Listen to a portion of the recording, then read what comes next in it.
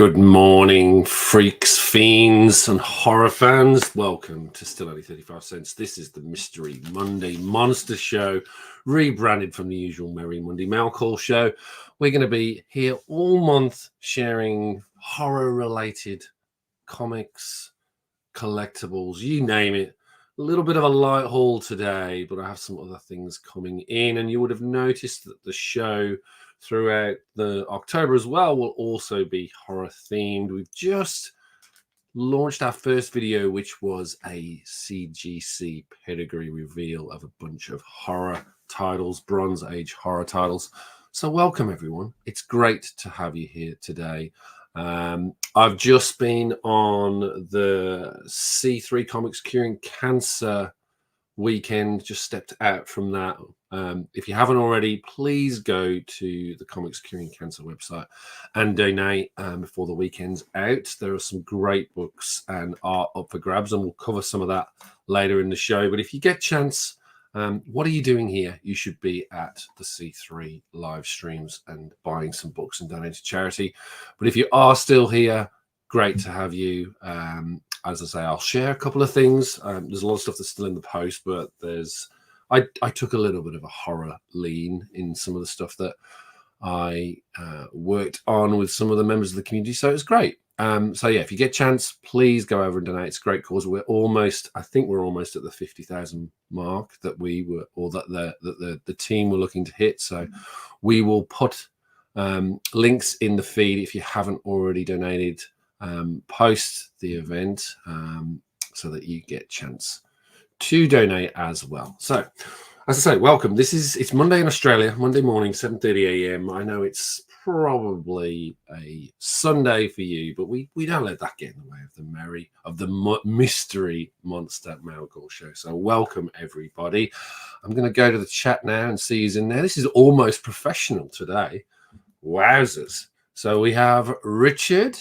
Let's bring up Richard, always a mainstay of the stream. So it's great to see you, mate. Thank you very much. I do owe you an apology. I need to get my technical head on so I can work out how to make the whole moderating thing happen, because you could just drop the link in for me, but we'll sort that out at a future show. We have Vincent. Hello, Vincent. Really good to see you too. We have What's on the Comic Racks, Mr. Aiken. Who is this Richard Westfall? I have no idea. He turns up everywhere, but it's great to see him, and great to see you too, sir. Looking forward to seeing who else drops in. So that's all we have at the moment. We've got 6 in, only 3 commented. So welcome everybody. Now, I think that's the housekeeping out of the way. Oh, no, one more thing for the housekeeping. So we are at 1,280 something subscribers on YouTube, and we are now at 430 on Instagram. I think I'll use this as an opportunity to talk about the giveaway. We've announced the date, by the way. The date will be, and I got this wrong in the video that I published this week. It is October 21st, 7:30 a.m. The live stream. We'll be doing that on that date. We'll be doing the draw live. Anyone who's subscribed, and also subscribed to Facebook, X, and I believe Instagram, is eligible to be on the live stream and to win this limited edition Hex brand backpack, which is a collaboration with Jim Lee. These things are fantastic. It's DC branded with Superman versus Batman. You can see here, such a great backpack. The interiors are designed so well. I use these at San Diego Comic-Con. Fantastic. They were just brilliant for getting books in and out. So you've got multiple compartments, multiple pockets, and they just look pretty sick. Jim Lee was signing those at an event. So this is probably one of the things that I'll be doing with mine, is try and find Jim at some point. And he was signing these. So if you can, get yourself one. Get yourself onto the actual live stream to win. As I say, it will be October 21st, 7:30 a.m. Australian Eastern Time. We'll be doing the live draw, which I think in the US is 4:30 p.m. on the 20th of October if you're on Eastern Time, and Pacific is 1:30 p.m. I believe. So there you go. That's the item up for grabs.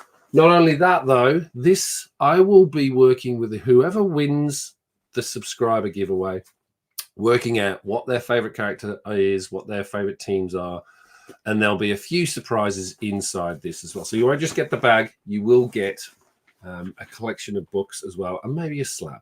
If we'll see what characters the winner likes. So please join us on that show. As I say, I wanted to give everyone a real chance to get in there. So as I say, if you're not a subscriber already, please make sure to do so. And if you like this video, please make sure to hit the like button as well on the way out. So that's, I think, all of the housekeeping out of the way. So we can now probably bring up our overhead view. Let me just add that to the stage. And there you go. There's the first of our books today. I'm just going to make that, I'm going to embiggen it and see like we always do. There you go. Super smooth today. I don't know what's going on. I missed all the good karma and juju from Comics Curing Cancer and supporting that program. So I'm feeling positive vibes today. So yeah, let's kick this off. I might zoom in just a little bit. This, I've already got a copy of this now. The story behind I'm trying to collect Swamp Thing at the moment. I haven't got too many, particularly the Alan Moore run. And so this one is obviously the biggest key within that run, arguably. In fact, I would say it is. First appearance of John Constantine in this book. This one's, I've got a lower grade copy that I got in a trade with Ricky at All Sorts of Words. Now, as I say, Ricky's fantastic collector, and we did a trade for 2000 AD, a number of 2000 ADs, and this was not in the original trade value, because the original trade value was for the Swamp Thing House of Secrets, and so this was thrown in as an extra. But not this particular book, but this is another one that I won from an auction. So this was supposedly slightly higher quality, higher graded book. However, this is a good cautionary tale for all of us out there. So this is my own horror story. I don't know if you can see that, ladies and gentlemen. A nice big fat stain on there, which unfortunately, outside of that, that is going to kill the grade if you submit that to CG. So this one, unless that can get removed, which I think the Comic Spa person, I can't remember who the Comic Spa person, Mr. Aiken, you'll know. If you could throw that into the chat, that would be fantastic, sir. I think it's Comic Spa, but details of which I don't have. Where you can do an aqueous bath, and that would get some of that out. So maybe, but even so, I will be enjoying this in the PC, reading another reader copy to add to the mix. Such a great book anyway, even with a stain like that. I think that stain will drop it. Jeff from Comic Spa. Thank you, Richard. And thank you, Mr. Aiken. Thank you. So yeah, I may see if he can do something with that, because it's such a great book. And as you can see here, art by Rick Veitch and John Toddleben. And in case you haven't seen it inside this book, there is the man himself, John Constantine. So there you go, folks. That's another Swamp Thing to add to the collection. I thought a nice spooky start. And again, I think that's the thing with Alan Moore, is the way he wrote Swamp Thing was very mysterious, very spooky. So that's my first book of the night. So yes, I shall see if Jeff can work his magic on it, or wonder if it's worth it and just get another copy and give this away potentially at some point. But yeah, that's my first one for the evening. Any requests, by the way, as we go through, if you want to have a look inside, I'm actually cracking the books tonight. Not the slabs, of course.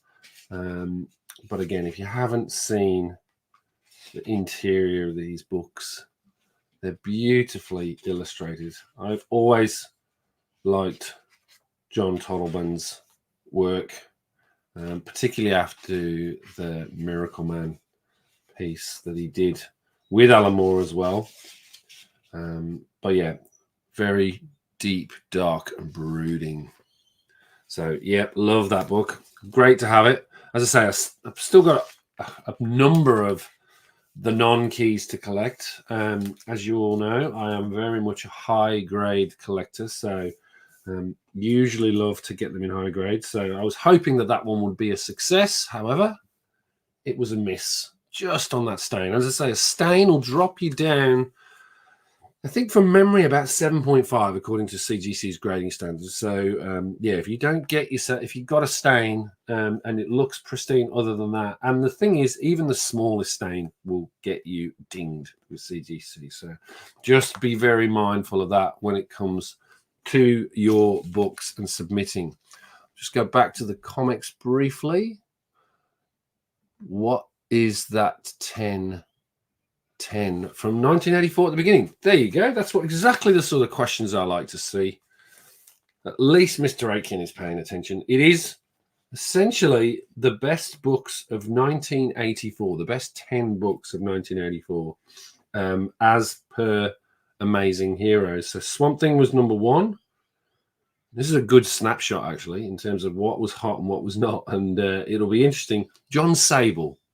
Anyone remember John Sable? I don't remember John Sable. I remember American Flag. I need to pick that up and read that. Teen Titans, which I'm assuming is New Teen Titans, not Teen Titans. Fantastic Four, when John Byrne. That's one for you, Mr. Aitken. John Byrne was on the title. X-Men, mainstay. Blue Devil, interestingly enough. Atari Force. Doctor Strange. And Power Pack. Now, I get Power Pack completely. I'm a huge fan of Power Pack. I should really start talking it up, because apparently, if you do that, it upsets some people, because Power Pack is a terrible title, according to some people. And whereas for some of us, it holds a very special place in our heart. I think Power Pack was an amazing comic book when it first came out. It did suffer towards the end. But yeah, as an idea, fantastic, and I would expect the Marvel to do something with it when they find. Oh, let me just turn this. Justice League Dark is such a good run and idea from DC. I agree. And Mr. Aitken, yes, confirming what I thought. Teen Titans, Perez, Wolfman, Fantastic Four, Byrne. Correct. Exactly. So next. Another batch from UK auction houses. This one was also from a UK auction house. Another batch from now, not strictly horror. I do have some more horror books, but I'm saving them for another week. I pulled these out because it's sort of like a horror adjacent. I always think science fiction can be horrific. And this one in particular is Curtis Magazine, I think from 1975. And as you can see here, these sort of magazine formats, Unknown Worlds of Science Fiction, Curtis reprinting some Marvel material. Now, what's great about this one, it's got a whole bunch of very interesting stories within it. A nice art by Gene Colan there on this story, which is called Slow Glass. The reason why I bought this one, though, is this is the first comic book appearance of Day of the Triffids. So it's a 2-part story from memory. So starts in issue 1 of Unknown Worlds of Science Fiction. You can't see the detail because the price sticker is on the side here. I'm going to have a stab at getting rid of that. My usual method is hairdryer and very gingerly lifting off. I have had some success in terms of doing that prior to any sort of submission. This is in good shape, as you can see. It's got a couple of issues that probably need fixing. As you can see, there's some light creasing there. It doesn't color break, which just it would need a press. Probably the biggest thing that's going to ding this book and what limits it is this will either be a 9, well, most likely a 9.2 because of this tiny cornered color crease here. But you can see the back is in excellent condition. Just a little bit of stuff up here, my friend Nate at Hallyear, a bit of smuts. So I might need to get an eraser on that and see if we can clean it up. But all in all, even if it doesn't get graded, that's a fantastic collection to share with you and put in there. And as you can see here, that I think, who's the artist on Day of the Triffids? Let's have a look for you. Day of the Triffids. It's script by Jerry Conway, art by Ross Andrew and Ernie Chower. So there you go. And a pretty decent adaptation. The Triffids themselves are pretty well realized in terms of how they look. They're sort of reasonably menacing, as you can see here. It's a great Ray Bradbury story. And speaking of which, Richard has just popped. There you go. Ray Bradbury, indeed. What's great about this as well is, that's another story. I just want to share this one with you, Richard, because we do get an interview with Ray Bradbury in this issue. So fantastic to have that alongside the story. And as you can see, it's pretty damn rough here. Oh, maybe we won't cover that one too much. Don't want to get pinged or dinged. But yeah, we get a lot of interesting stories in here as well. So I love these anthology titles, monthly titles that they used to put out, magazine titles. They can be a bit more risque and a little bit sort of trickier in terms of the content with these, because they weren't subject to the Comics Code Authority. And that's why they use these as a way to tell much more gritty stories. But that is issue 1. And again, they really experimented with some of the art styles here. So you can see here, this is a view from without, which tells this story of a data pad that this character finds. And you have the story with a photo in the side of the screen and the story captured within. So quite ingenious way of telling a story. And then the story ends in a very tragic way. But yeah, then moves to traditional medium. So pretty interesting stuff. Really enjoyed looking at that and reading it and seeing that classic Ray Bradbury story. Yes, lol, Smash Gordon. I had to move very fast on that, as you can see, almost like Flesh Gordon, if some of you remember that parody in the 80s as well. And then I've got issue 2 here. And again, more of the same, Unknown Worlds of Science Fiction. This great cover, which is just fantastic, with US soldiers fighting robots, which, given where we're at with AI, could end up being a true aspect. But you get stories from Tony Isabella here. Let me see if I can find the part 2. And this is that story of the robots versus the US. Interesting story there. Let's pick through Gillifoyle, Dreaming Eve. I mean, that's so fantastic. As I say, they are, in my mind, they're a little bit more horrific than your standard fare that you'd find. Uncle Stan still wants you to buy Crazy, by the way. There he is, looking very much like a wrestler. I always love that advertisement. It is. Don't think it appears anywhere else. It doesn't appear in Marvel Comics unless can be corrected. If anyone knows if this has ever appeared in the Marvel comic, let me know. But definitely in the magazines, I've seen this a couple of times. Good old Stan dressed in his Stars and Stripes. And again, more characters. A couple of poster pieces here. And then if I can find it, where's the second? Here we go. The second chapter of Day of the Triffids. So 1 and 2 are the ones you're looking for Day of the Triffids. I think there's a new project in play with Day of the Triffids. So if you get a chance, you can find these relatively cheaply. I'd urge you to do the same. I think the story finishes. Yeah, the story finishes here. There's only 2 chapters for the whole thing. There you go. Ends there. But yeah, Unknown Worlds of Science Fiction. So I got issue 4, as well.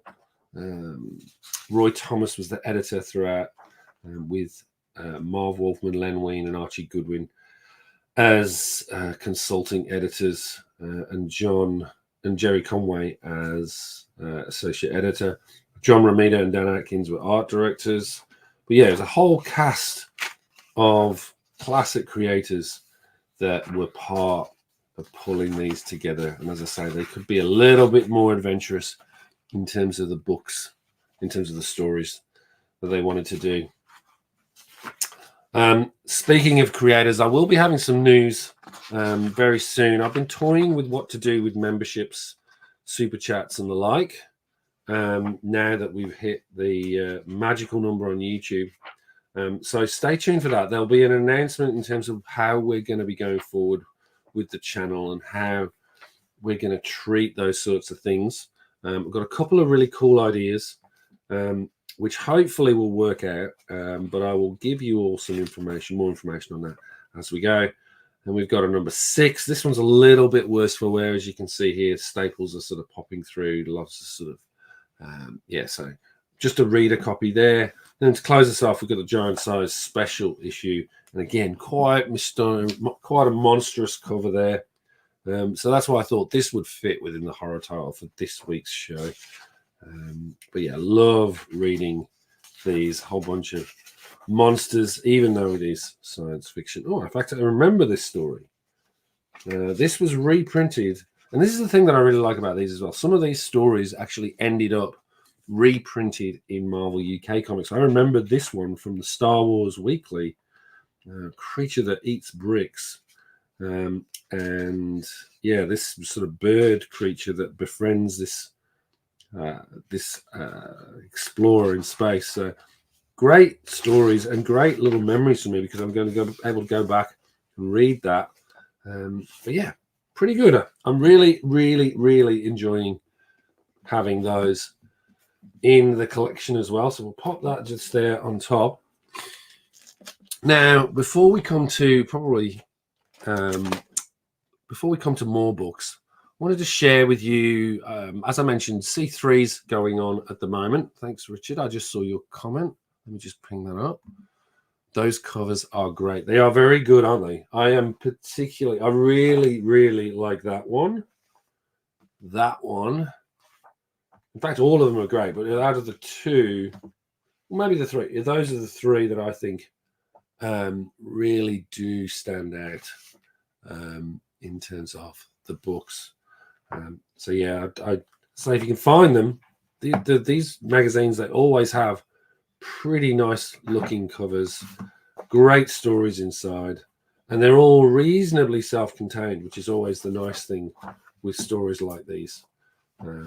But yeah, again, urge anyone to get that. I'm just super happy to get the Day of the Triffids, given where I'm from. So yeah, back to C3. Speaking of covers, so some of you would have noticed this week, so C3 was on, and I managed to pick up a number of pieces, and I got a few things. You would have recently saw my Judge Dredd video, where I covered off the banned issues. So this month I'll be doing a couple of videos, one of which will be focusing on Judge Death and the Dark Judges. I wanted to share this with you because I picked this up. Someone had drawn this. This is a Instagram account called Here or There Bamf Anywhere.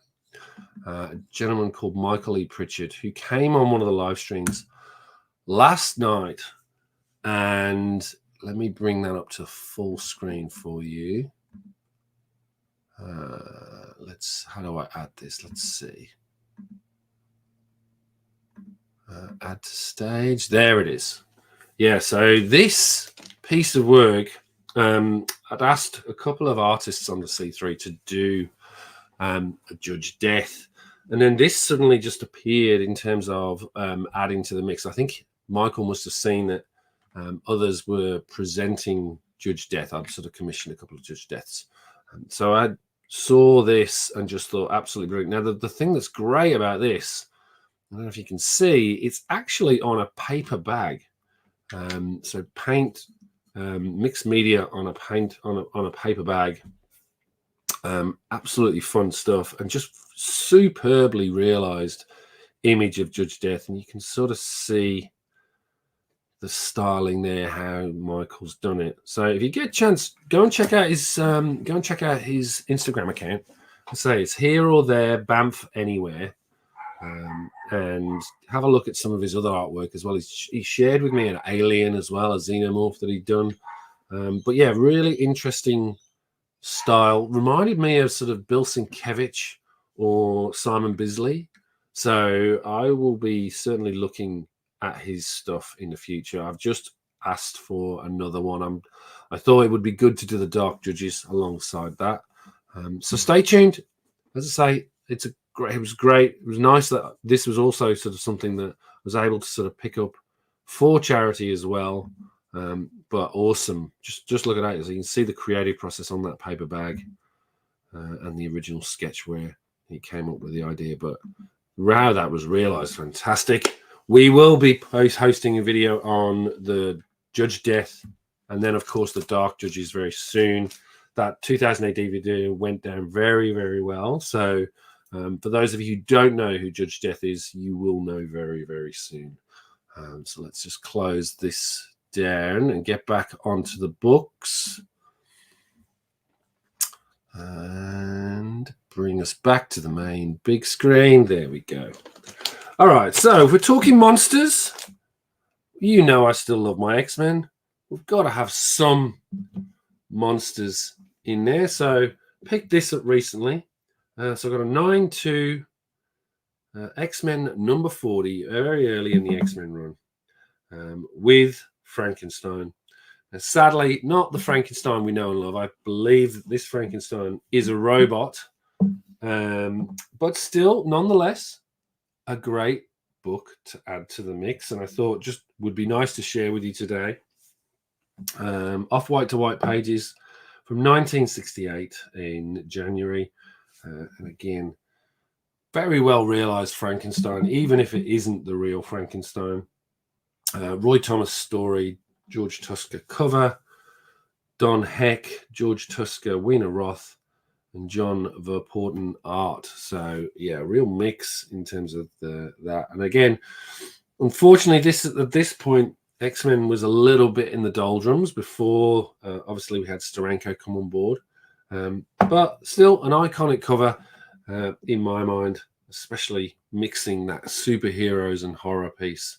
It'd be interesting to see if that actually did bump their sales just briefly. But yes, Ms. Reagan, it's the perfect mix for this channel, monsters and X-Men. So yeah, thought you'd appreciate that one, folks. And then another one that I did pick up, which again, not strictly monsters. This again from a UK auction. So this is Marvel Premiere number 5. This is from November 1972.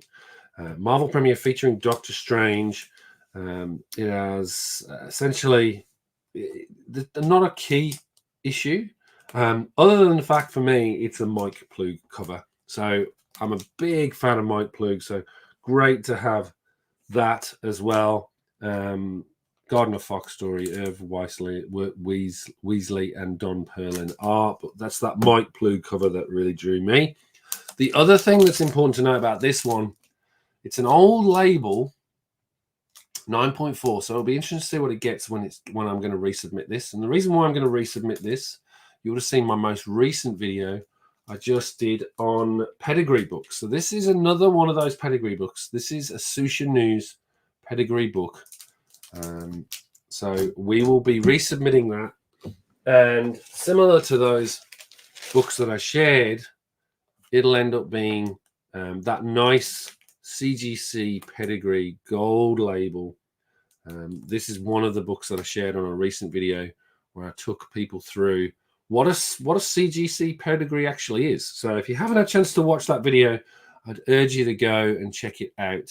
I talk a lot about the various pedigrees that CGC recognize. So a pedigree is essentially a really sort of a unique one-owner collection that has come to market and is so vast and so interesting that it earns a designation of a pedigree. There's 61 of them registered with CGC. Interestingly enough, the Fantas collection is not included in that. I would imagine at some point that has to be brought in to the CGC pedigrees, given the scale of that collection.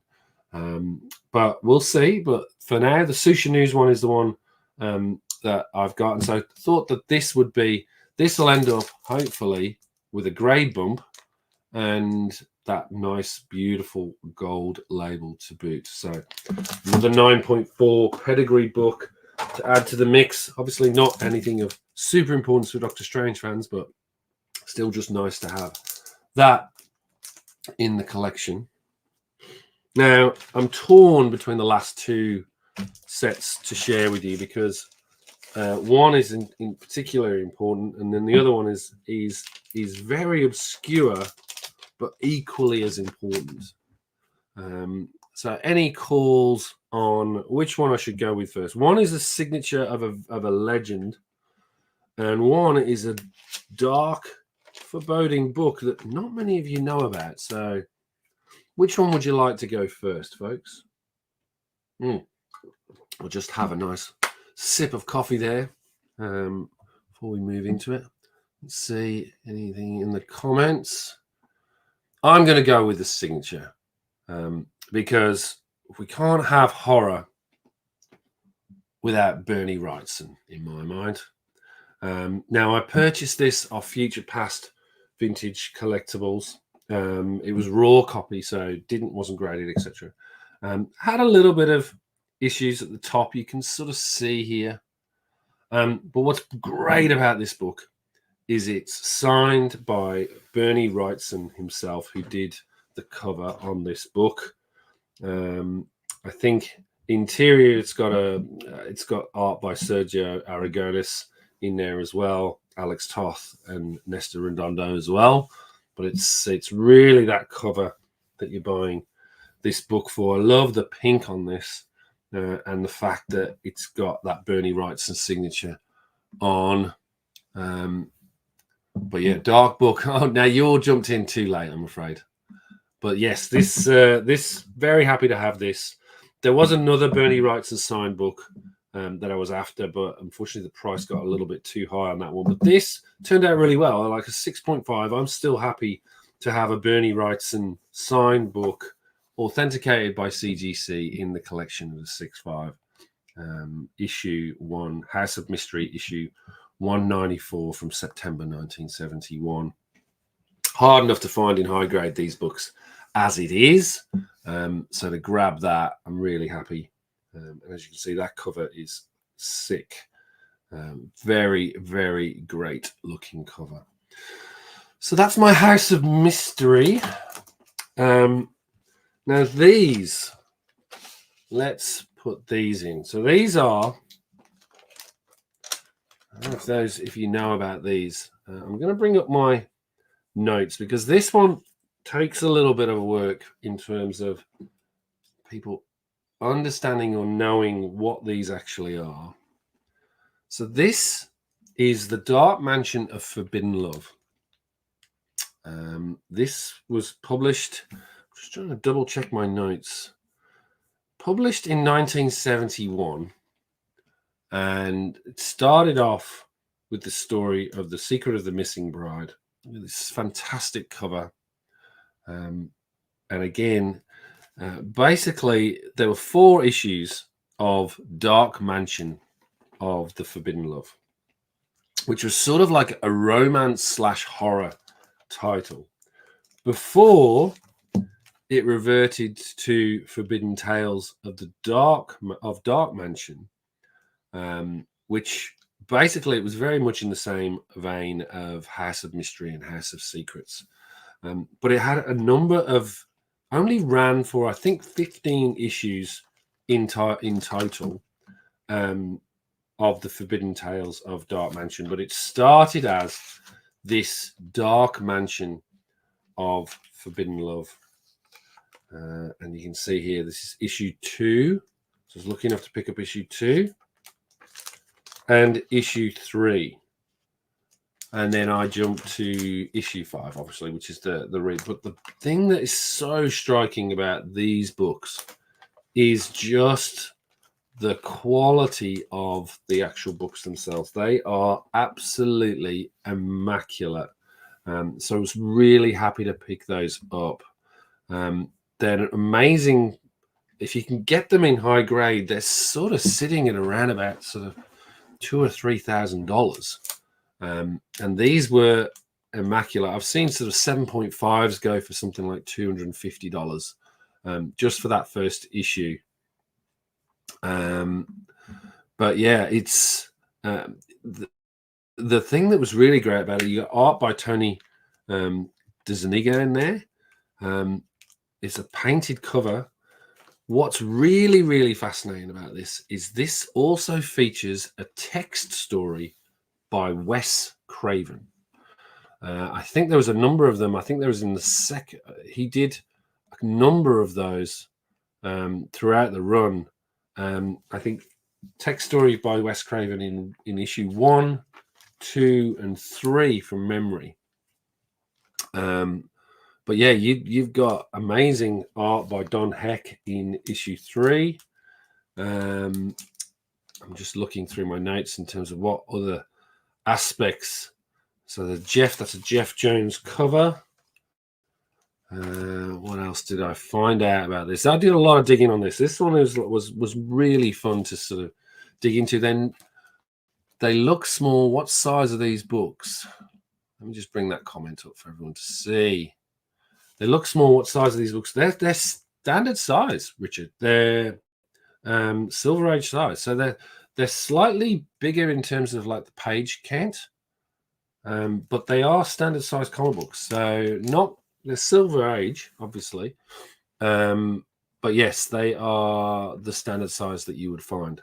But they're just absolutely beautiful, not only in terms of grade, but also just how they're presented. Very much at the time, fantastic looking books, fantastic painted covers.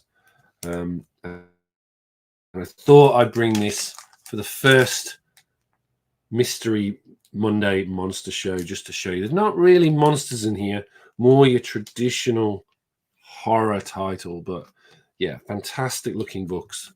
I'm really happy to share them with you today. These will most likely be going to get graded, but got them from a UK auction house. And as I mentioned, was really excited to get these because when I did the condition report, they were just saying there was absolutely no issues whatsoever. There's one slight issue up here, which I think that doesn't look, slight bit of creasing at the top here, which I think may or may not be obviously from production, but there's certainly some sort of folds that are actually production related. So we'll see how they turn out, but just great books nonetheless.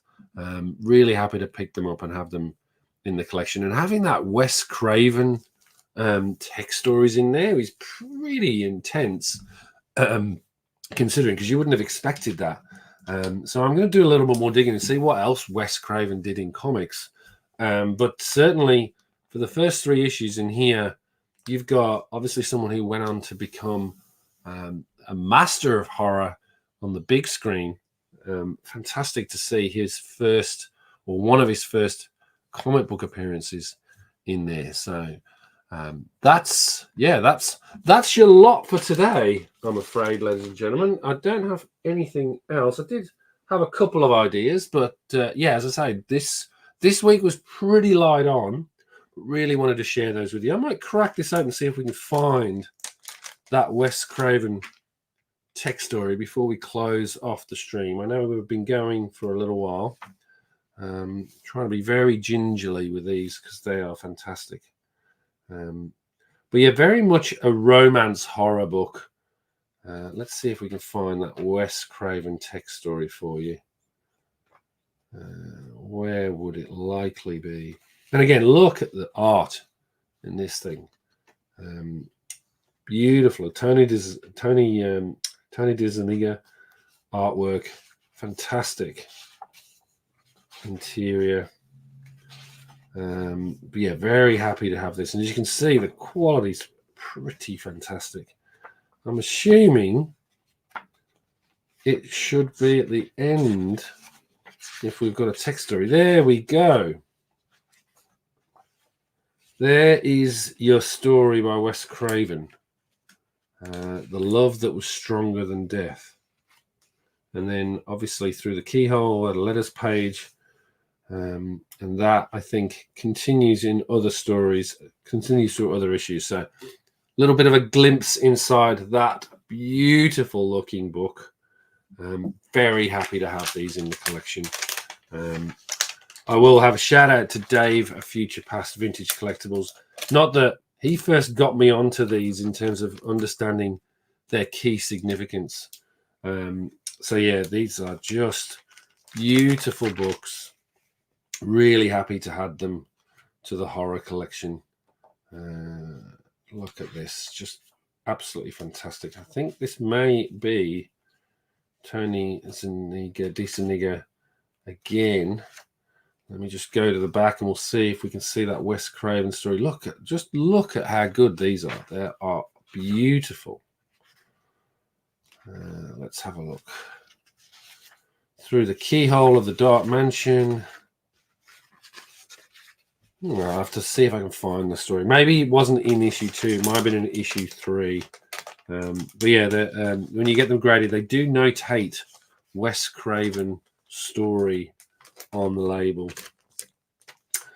So yeah, those are the 4. Those are the 3 of Dark Mansion. Need to get myself a number 4, obviously, to finish the set. And then the switch in the title to Forbidden Tales of the Dark Mansion. And again, I love the styling here. Absolutely fantastic. So that's your lot for this week, ladies and gentlemen. Thank you very much for joining. I'm going to move the screen back to a traditional format so you can see me. Hopefully you enjoyed that first show. I certainly did. I'm loving picking up as much horror as possible. We'll have some more books next week. But thank you very much for joining. Shout out to others that have just joined the chat. And then we've got SideQuest. How are you? And we've got Mr. Aiken saying goodbye. So with that, I will see you all next week. Take care of yourselves. Stay positive out there. And if you can, head over to Comics Curing Cancer and make sure you donate for such a great cause. It's been great seeing you all. Thanks so much. I'll see you next week on the streams for another Mystery Merry Monday Monster show. And take care of yourselves. Great to see you.